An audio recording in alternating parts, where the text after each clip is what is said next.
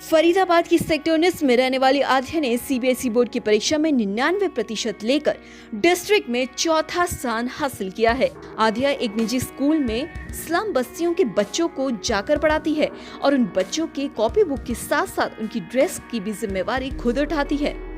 आध्या ने बताया कि वह अपने जिले में डिस्ट्रिक्ट टॉपर बच्चों के साथ चौथा रैंक हासिल किया है और वह चाहती है कि जिन बच्चों को वो पढ़ाती है वो भी बच्चे ऐसे ही मेहनत करके अच्छी पढ़ाई के साथ हरियाणा में टॉप करें।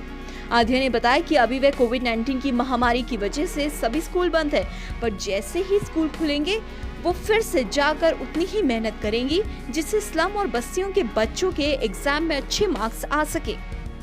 आध्या एक बायोटेक इंजीनियर बनना चाहती है। आध्या बायोटेक इंजीनियर बनकर जिस तरह से कोविड-19 की वैक्सीन के लिए डॉक्टर साइंटिस्ट काम कर रहे हैं, वैसे ही आध्या उनकी मदद करना चाहती है। आध्या ने बताया कि अगर वे बायोटेक इंजीनियर बन जाती हैं, तो वे जिस स्कूल में स्लम बस्तियों के बच्चों को पढ़ाती है, उन बच्चों को पढ़ाना बिल्कुल नहीं छोड़ेगी। उनके लिए आगे भी ऐसी ही मदद करेंगी, जिससे बच्चे शहर में अच्छे अंक से पास हों और अपना नाम रोशन करें। नमस्कार, मेरा नाम आध्या माशरू है। मैं डीपीएस सेक्टर 19 की छात्रा हूँ और क्लास 10th की बोर्ड परीक्षा में मेरे 99% आए हैं।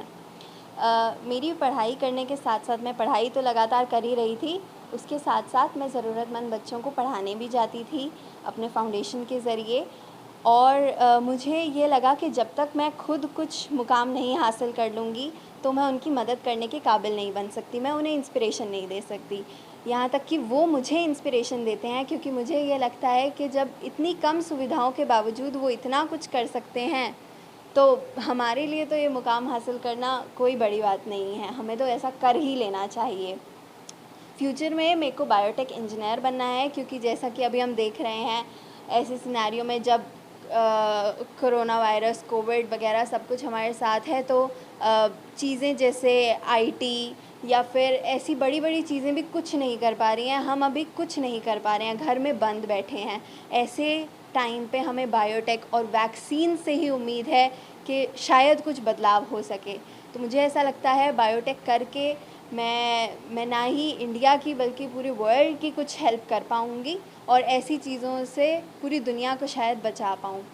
फ्यूचर में भी मैं अपना ये सोशल वर्क अपनी फाउंडेशन के ज़रिए साथ ही साथ बढ़ाती रहूँगी, उनके लिए प्रोजेक्ट्स ऑर्गेनाइज़ कराना, साइंस फेयर ऑर्गेनाइज़ कराना और पढ़ाना। और दिन में कितने घंटे आप पढ़ते हो और कितने घंटे इन बच्चों को पढ़ाया? मेरा दिन में रूटीन इस तरह से होता है कि मैं थोड़ी देर पढ़ती हूँ, फिर ब्रेक लेती हूँ, फिर थोड़ी देर पढ़ती हूँ, फिर ब्रेक लेती हूँ। इस तरह से रूटीन होता है, क्योंकि मुझे ये लगता है कि कोई भी चीज़ हासिल करने के लिए ऐसा ज़रूरी नहीं है कि एक बार में आप बहुत सारा कुछ कर लो और आपको वो मिल जाएगा। पर हाँ, लगातार छोटे छोटे स्टेप्स में लगातार मेहनत करो तो कोई भी चीज़ इतनी मुश्किल नहीं है।